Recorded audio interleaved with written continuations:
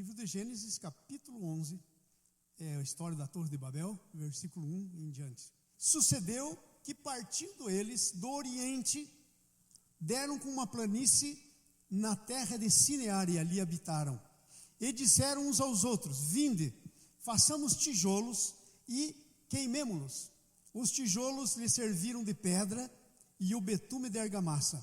E disseram: vinde, edifiquemos para nós uma torre, uma cidade e uma torre, cujo topo chegue aos céus, e tornamos célebre o nosso nome, para que não sejamos espalhados sobre toda a terra. Então desceu o Senhor para ver a cidade e a torre que os filhos dos homens edificavam.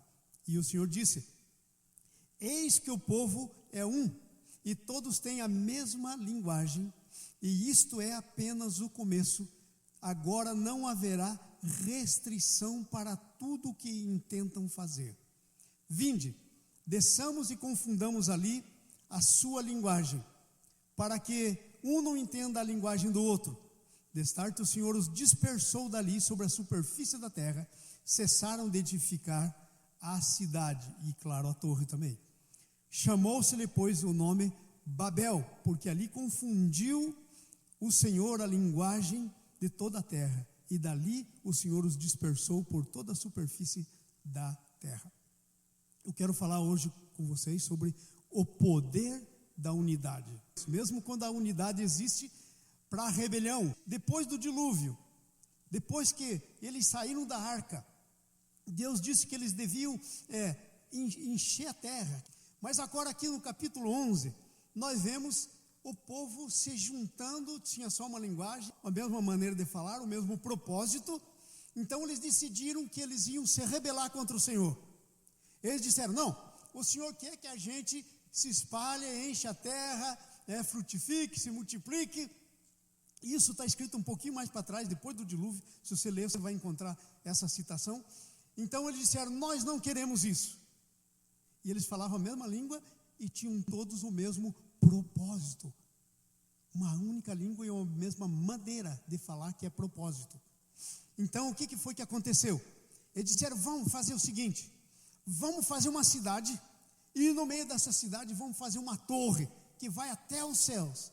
No caso de que Deus espalhe a gente vê, olha para cima e vê a torre, da onde a gente estiver, e a gente volta. Olha só a rebelião que eles estavam fazendo.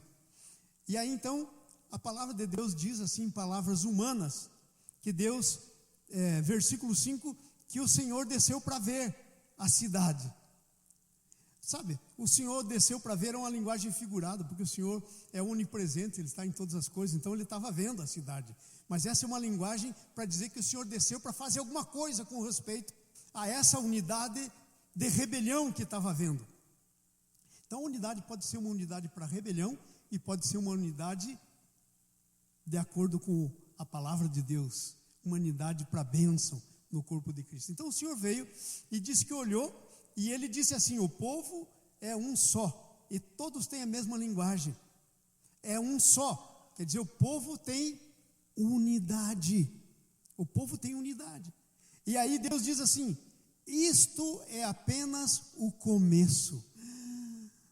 Isto é apenas o começo. Versículo 6. Isto é apenas o começo. Quer dizer, eles descobriram que quando eles tiverem unidade, não tem o que segure eles. Então isso é só o começo. E veja o que Deus diz: agora não haverá restrição para tudo o que intentam fazer. Daí Deus disse: com unidade, o mal vai fazer tudo o que ele quer. Eles vão ter unidade aí, eles vão desobedecer e não há restrição para o que quiserem fazer. Então eu vou tomar uma providência. Agora, nós temos que entender essa história. A Bíblia diz que depois do dilúvio, Deus faz uma aliança, Noé levanta um altar, ok? Lá no fim do capítulo 8, no capítulo 9, Deus faz uma aliança com Noé. E aí a Bíblia diz qual era a profissão do Noé. A primeira vez que eu vi isso aqui, eu não tinha prestado atenção. Diz que, capítulo 9, versículo 20, Noé era lavrador. E ele era agricultor, então ele plantou uma vinha.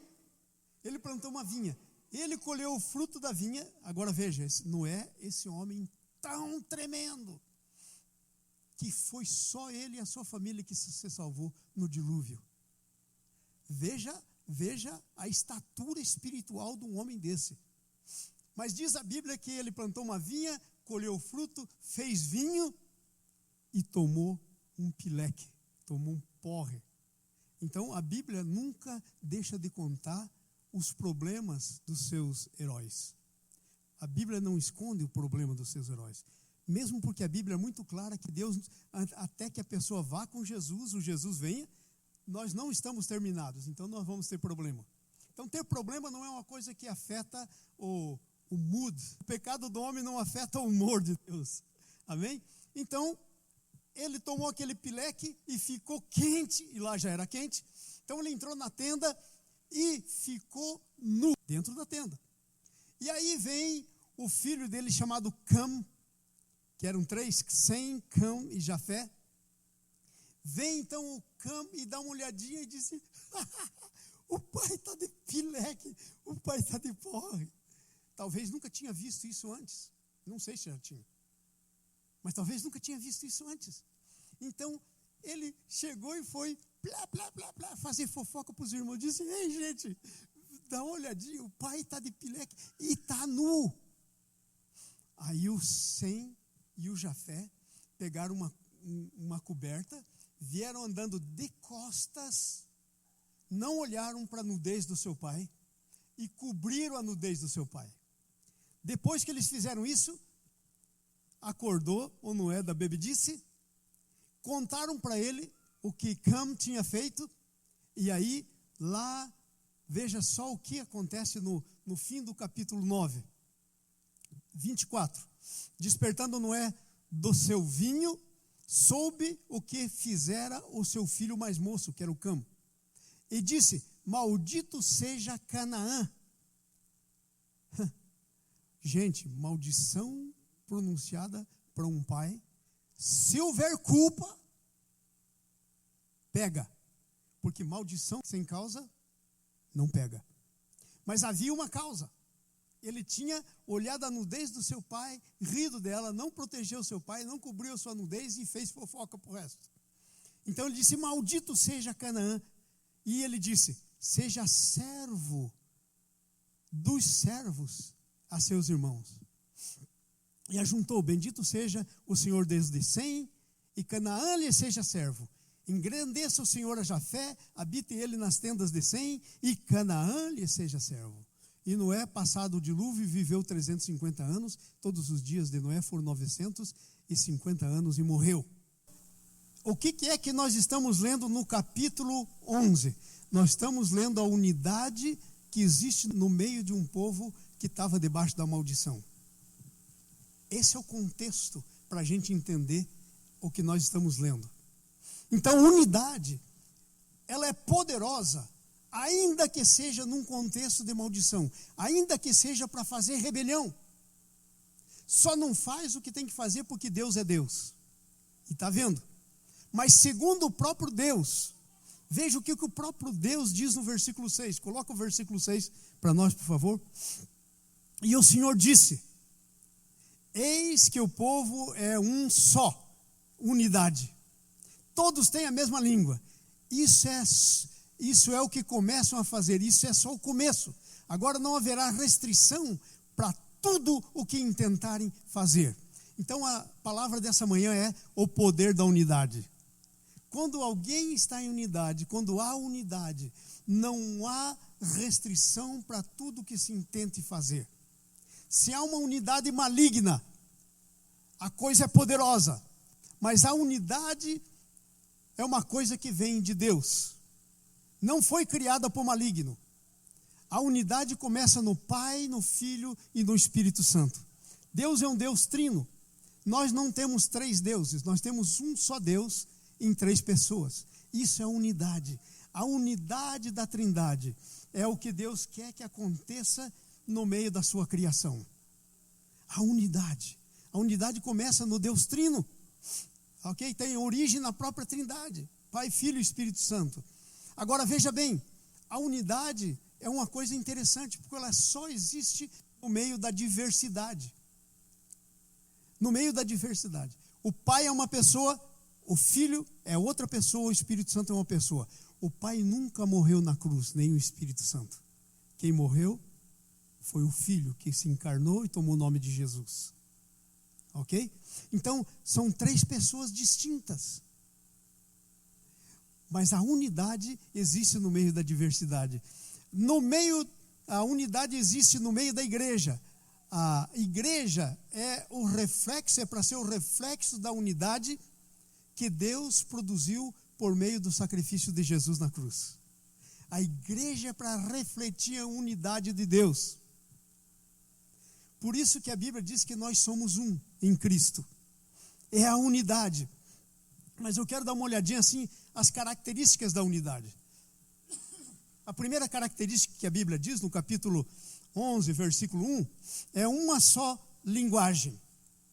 Sabe, amados, eu quando estava começando a minha vida cristã, e eu já comecei ligado com missões, e já saía fazendo missões, evangelizando, eu conheci uma missão chamada Novas Tribos, e conheci também outra missão chamada Wycliffe, que implantavam o evangelho em tribos nunca alcançadas. E eu considerei, inclusive, fazer um curso. Passou pelo meu coração fazer um curso nessa missão e me tornar um missionário deles. Aí, por cargas d'água, não era o plano de Deus para a minha vida, eu não fiz.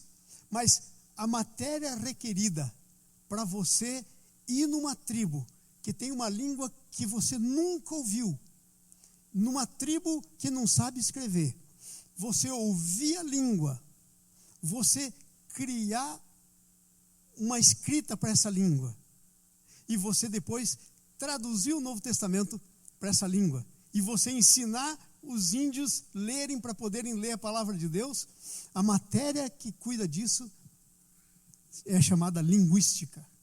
Eu me apaixonei por linguística. Então, a língua, aqui está dizendo uma língua. Agora, o que são as características de uma língua? Eu não vou falar muito sobre isso, porque não é nosso caso, eu quero falar outras coisas. A língua, primeiro, é arbitrário. Por exemplo, eu olho ali naquela mesa, eu digo, ninguém viu mesa. E ninguém sabe que mesa tem o nome de mesa. Então, a linguagem é arbitrária. Eu digo mesa. Aí eu olho para você e digo, mesa. Aí você olha e diz mesa. Aí você olha para alguém e diz mesa. Então, ela é arbitrária, a gente constrói. A gente dá um nome. Ok? As palavras, o significado. Isso tudo a gente aprende lá na linguística. Ela é produtiva, ela é criativa. Você tem que criar os nomes. Né? Assim é a língua. Ok? É sistemática. A gente adota um sistema de linguagem. Por exemplo, nós temos o português. Se você estudar o português, aos verbos transitivo, verbo intransitivo, transitivo direto, indireto, aí há toda uma coisa que tem a ver com a língua. Ela é sistemática, ela é social. Não tem como vivermos em sociedade sem uma língua. E quando eu estou falando língua, eu não estou só falando da língua falada, eu estou falando dos sinais. Ok? Quando eu faço assim para você, você sabe o que quer dizer. Essa não é uma língua falada. Você quer dizer ok? Está tudo certo, positivo. Tá? Então, ela é social. Ela não é instintiva, ela é convencional. Todo mundo tem que concordar que aquele negócio que está ali, os vasos em cima, se chama mesa. Se chama mesa. Mas ela é criativa, porque vai havendo muitos nomes. Podem ver quantos sinônimos nós temos para a mesma coisa. E às vezes palavras novas são criadas e entram no vocabulário. Ela é criativa, isso é a língua. Então a Bíblia diz que eles tinham uma só língua. O pessoal do Cam tinha só uma língua. Eu também quero que se entenda que aqui, quando diz que Deus espalhou todo sobre a terra, ele está falando, você tem que segurar o contexto, ele está falando do Cam, do Canaã. Ok? Ele não está falando do Sem, do Jafé, ele está falando especificamente do que o contexto vem falando. Você tem que pôr esse texto dentro do contexto. Então eles tinham uma só língua, mas diz também que eles tinham uma só maneira de falar. Maneira de falar. Como é que é a maneira de falar? Tem muita gente que a maneira de falar é uma maneira agressiva. Tem muita gente, desculpe a minha garganta, tem muita gente que fala de maneira mansa. Aí vai depender da índole da pessoa, do temperamento da pessoa, mas também vai depender de concordância. Porque no texto aqui, quando diz que eles tinham, uma só língua e uma só maneira de falar, significa o seguinte, que eles tinham todos a mesma intenção, eles estavam em concordância, e isso é a unidade. E a concordância deles era para se rebelar contra Deus. Se você ler os versículos do capítulo aí para trás, você vai ver que Deus disse para eles multiplicarem, encher a terra. Eles disseram não, nós não queremos o que Deus quer para a gente. E todo mundo disse, é mesmo. E daí disseram, então é o seguinte, todos nós não queremos, estamos em concordância, vamos concordar como é que nós vamos fazer esse negócio acontecer. De a gente desobedecer a Deus e fazer a nossa vontade prevalecer. Ele disse para a gente se espalhar, a gente não quer se espalhar, isso é bobagem. Vamos fazer o seguinte, vamos construir uma cidade, e no meio dessa cidade vamos fazer uma torre que suba até os céus. Se você estudar um pouquinho na história, a Torre de Babel, você vai ver que ela tinha algumas outras razões, ela também era uma coisa para cultuar Deus.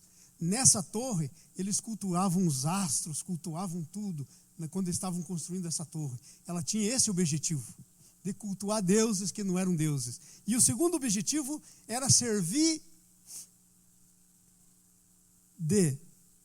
como um farol para eles. Aonde eles estiverem, se Deus resolve nos espalhar, vamos garantir que Ele não vai conseguir. A gente levanta uma torre e a gente está lá longe e a gente levanta os olhos, vê a torre e a gente volta. Havia uma unidade em Babel. E a unidade de Babel era em torno de uma coisa chamada rebelião. Era em torno de algo chamado rebelião.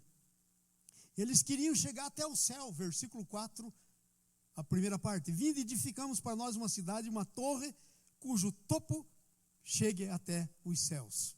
Eles queriam ir no céu, eles já tinham consciência dessa coisa de céu, de tudo, mas eles queriam ir lá pelo próprio caminho deles. Eles estavam construindo um caminho sem Deus para chegar no céu. Nós sabemos quem é o caminho. O caminho é Jesus. Ninguém vai ao Pai senão por mim. Eles queriam ir ao céu por eles mesmos, e eles estavam querendo isso. A segunda coisa dessa unidade da rebelião é que eles queriam tornar o seu nome famoso.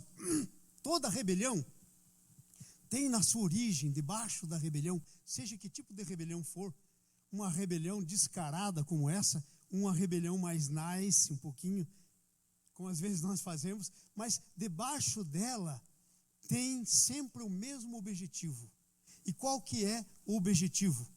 O nosso nome. É centralizar em nós o nosso nome, o nosso querer, a nossa vontade, a gente ser célebre. Eu faço assim, não faço igual você faz. Eu quero que seja assim, não quero que seja como você pensa que é. Essa é uma coisa que está ligada à unidade da rebelião. É centralizado no eu. Vinde, nós todos os eus, vamos já juntar aqui, vamos fazer uma torre. Então a unidade maligna é centralizada no eu, no egoísmo, ok? E a última coisa que eu quero falar com vocês é o versículo 4c, não queriam ser espalhados pela terra. Era uma unidade para confrontar o plano de Deus, para estabelecer o seu próprio plano, que era contrário ao plano de Deus. Plano de Deus, crescei, multiplicai, enchei a terra. O plano deles, não, nós vamos fazer uma cidade, vamos morar aqui, nós não vamos nos espalhar, nada de encher a terra, esse negócio é bobagem. Era uma unidade para confrontar o plano de Deus, para não fazer o plano de Deus e fazer o plano deles, se ajuntam. Desde o pecado, a rebelião é uma coisa que está no coração do homem. Por isso que a Bíblia fala sobre o coração do homem. Ele é tremendamente enganoso. Por isso que a Bíblia diz que a gente tem que guardar o coração. Às vezes está, entre aspas, pensando que está fazendo uma coisa muito... Mas na verdade tem o eu, está centralizado no eu, tem rebelião. Não está fazendo o que foi dito para fazer, está fazendo o que te dá na cabeça, o que você quer fazer. E aí sempre tem gente que tem aquele mesmo espírito, então se junta. Veja o caso de Babel, isso é comum, é resultado do pecado na nossa vida. Vocês já viram como nós fazemos coisas parecidas? Eu fiz muitas vezes. E aí você tem que voltar atrás. Você tem que voltar atrás. Você não pode entrar em unidade com gente que não é do Senhor. Eu fiz isso muitas vezes, entrei e dancei. Agora, olha só que coisa interessante. Mas tem uma unidade que é a unidade da igreja, que é a unidade de Deus, que é a unidade para cumprir os propósitos de Deus, que é a unidade para cumprir o plano eterno de Deus. E essa unidade se manifesta naquilo que nós conhecemos como igreja. Para construir o seu plano, Deus criou a igreja. Deus quer uma grande família de muitos filhos, uma só casa, com a natureza de Jesus neles, nascidos de novo, para pôr em andamento aquilo que querem fazer, de acordo com a palavra de Deus. Amém? Então, a unidade na igreja. E a Bíblia nos diz que essa unidade é no Espírito. Veja Efésios capítulo 4. Vamos lá para Efésios capítulo 4, versículo 1 até o 3. Estão aí? Você que tem aí a sua Biblinha, né? Abra ela, Efésios 4, versículo de 1 até o 3. Diz assim: rogo-vos, pois, é Paulo falando, a unidade da fé. Rogo-vos, pois, eu, o prisioneiro do Senhor, que andeis de modo digno da vocação a que fostes chamados.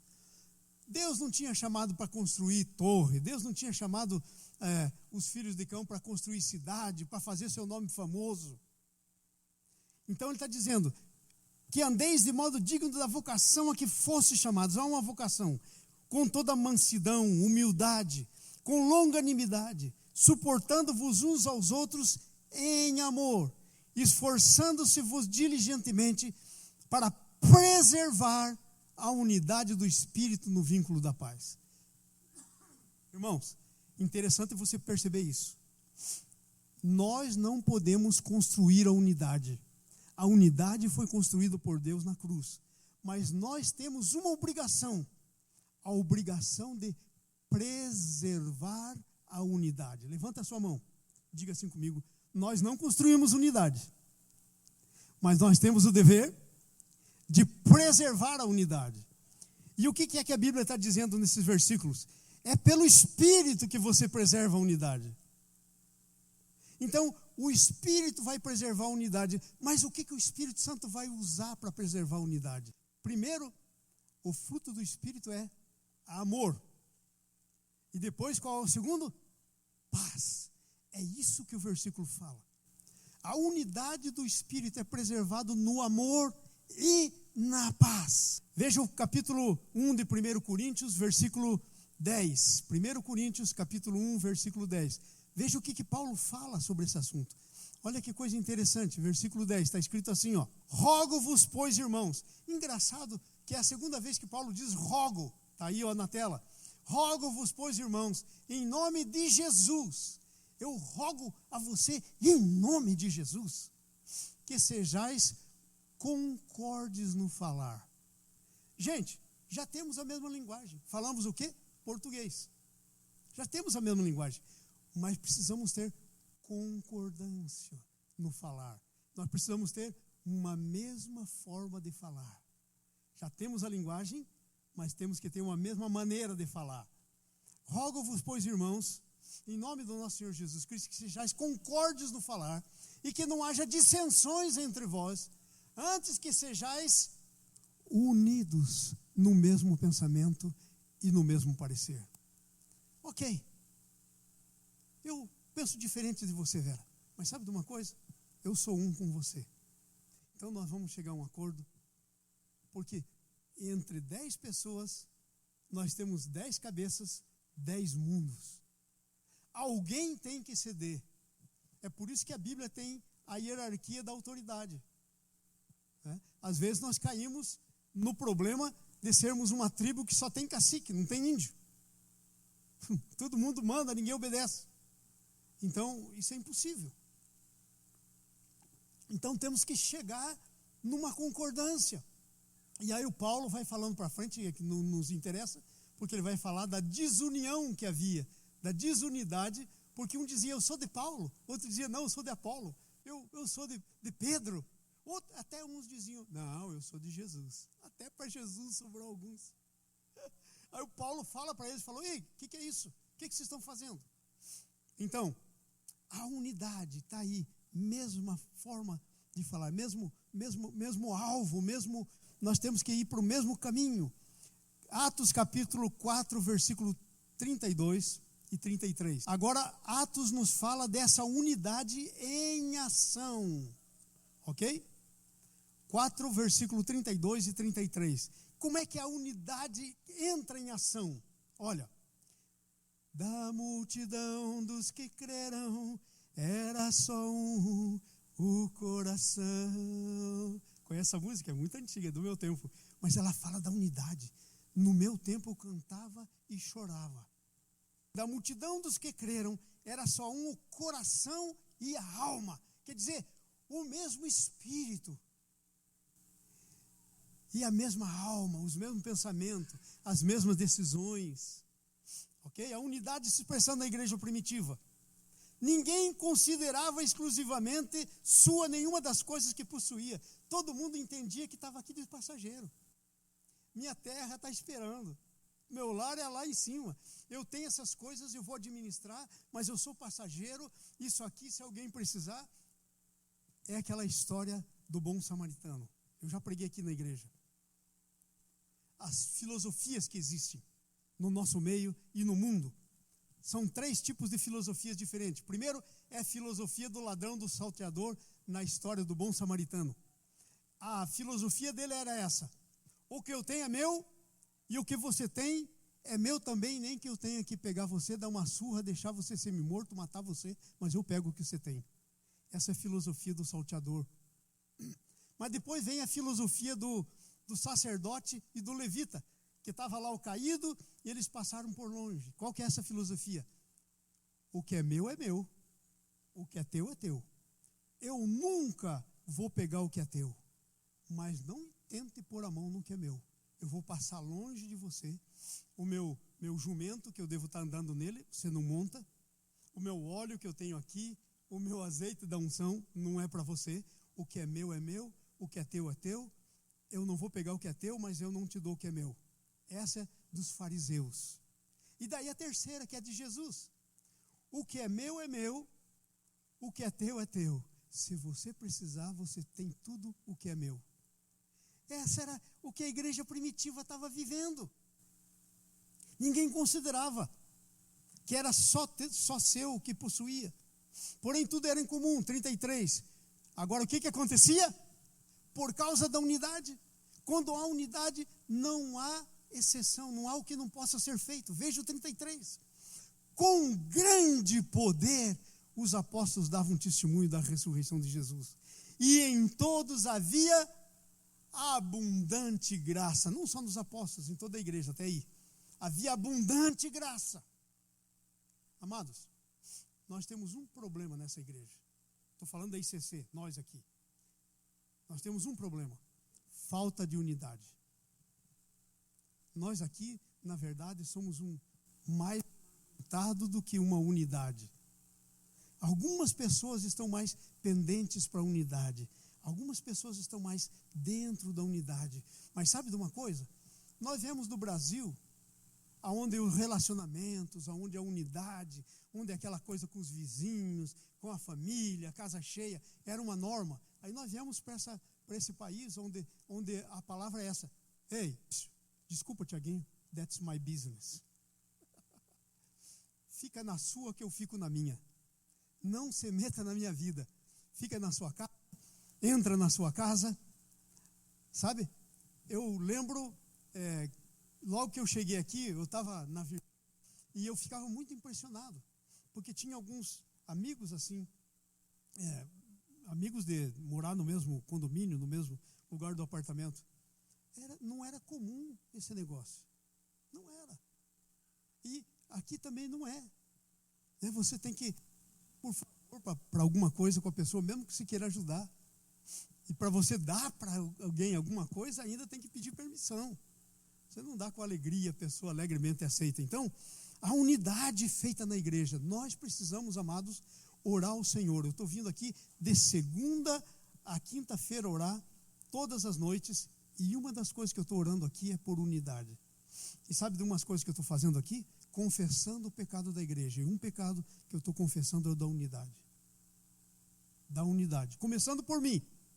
Eu não estou me excluindo. Eu estou pregando para você, mas primeiro a palavra serve para mim. A unidade. Precisamos da unidade que já está feita na cruz, mas que vai ser posta em nós pelo Espírito Santo, no amor com que nos amamos uns aos outros, no vínculo da paz. É isso que nós precisamos. É interessante essa história da unidade. A unidade é a maneira digna de viver do cristão. Filipenses capítulo 2, vamos lá para Filipenses capítulo 2, versículo 27, capítulo 1, versículo 27. Portai-vos de um modo digno do Evangelho de Cristo. Modo digno do Evangelho, do que está escrito. Para que, quer vá e vos veja, quer esteja ausente, ouça acerca de vós, que permaneceis firmes num só espírito. Unidade. Combatendo juntamente com uma só alma, pela fé do Evangelho. E a fé do Evangelho é essa fé, de que nós somos um. E eu quero terminar. O poder da unidade. Quero falar sobre o poder da unidade. Já falamos uma só linguagem, uma só maneira de falar. O reino tem uma maneira de falar. O Evangelho tem uma maneira de falar. É diferente. A palavra, é a linguagem da unidade. Sabe, esses tempos eu li, muitos anos atrás, eu li um livro, que eu acho que muita gente aqui conhece, As 5 Linguagens do Amor. É uma linguagem, é uma maneira de falar. Então agora eu quero falar sobre o poder da unidade, que está lá no Gênesis, capítulo 11, versículos 5 a 7. O próprio Deus é que diz que na unidade há um poder de bomba atômica, um poder tremendo, que deve ser liberado. Amém? Capítulo 5 até o 7. Então o Senhor desceu para ver a cidade e a torre que os homens estavam edificando. E o Senhor disse: esse povo é um só, tem a mesma linguagem, isso é apenas o começo, não haverá restrição para tudo que intentem fazer. Vinde, desçamos e confundamos ali a sua linguagem, para que não entendam a linguagem um do outro. Aonde que está o poder dessa linguagem? A primeira coisa que eu quero falar é que Deus está atento a isso. Deus disse: o que eles estão fazendo lá é poderoso, mas está fora do meu propósito. Babel, veja como é que Deus vê a Babel e como é que Deus vê a igreja. Segundo Deus, a unidade rompe todas as restrições. Quando se há unidade, irmãos, não há restrições. Tudo que a gente entende fazer, nós vamos fazer. Ok? Pela unidade. Agora, rompe as restrições. Segunda coisa, o que Deus faz na unidade do Babel. Veja só, versículo 7, a Bíblia diz que Deus veio e confundiu. A unidade de Babel, no início, parece uma coisa muito importante. Todo mundo junto, todo mundo fazendo tijolo, fazendo argamassa com betume. E tijolo, e faz tijolo, e faz tijolo, e faz tijolo, faz tijolo. E constroem a torre, e essa torre para chegar no céu, gente, a base dessa torre devia ser monstra. Porque a torre vai afinando, imagina, eles não eram bobos nem nada. Então, todo mundo, põe tijolo, todo mundo. Aí Deus falou: eu vou trazer confusão no meio da unidade. A unidade da Babel resulta em confusão. A unidade do mundo, a unidade fora do propósito de Deus, que é a unidade do mundo, ela resulta em confusão. Deus está olhando, Deus está vendo, Deus está atento ao assunto da unidade. Está atento ao assunto da unidade na Babel e está atento ao assunto da unidade na igreja. E interessante, a unidade da Babel traz confusão. A Bíblia diz no versículo 9, Deus dispersa e separa os rebeldes. Versículo 9, chamou-se por isso o nome Babel, porque ali confundiu o Senhor a linguagem de toda a terra, está dizendo toda a terra aqui no sentido dos filhos de Canaã, e dali o Senhor dispersou por toda a superfície da terra. E aí eles foram indo, chegaram na África, foram para a Índia. Se você for analisar isso, estudar isso na geografia bíblica, você vê isso lá, para onde eles foram. Interessante. Então, famílias ficaram separadas. Talvez gente nunca mais se viu. Porque já pensou você do lado do outro que não consegue se comunicar? Você diz, ei, eu quero um pau, e a pessoa diz, antes todo mundo sabia o que era. Havia uma convenção, mas agora ninguém sabe. E aí a pessoa fica tonta. Então é melhor o seguinte, pego eu, meus filhos aqui e vão lá. Vamos lá, filho, caixa de som. Caixa de som. Começam novas línguas. Mas quebra a unidade que tinha antes e quebra a separação. Agora, a unidade na igreja, o que Deus faz na unidade da igreja? Bênção e vida para sempre. Veja o Salmo 133. É tremendo o Salmo 133, gente. A gente devia ele decorar, eu tenho ele decorado. Coloca para nós aí, Salmo 133. Vamos lá. Vamos lá todos juntos, vamos ler? Vamos ler todos juntos? Quão bom e suave é que os irmãos vivam em união. Vamos para frente. Versículo 2. É como óleo precioso sobre a cabeça que desceu sobre a barba de Arão, que desce sobre a gola das suas vestes.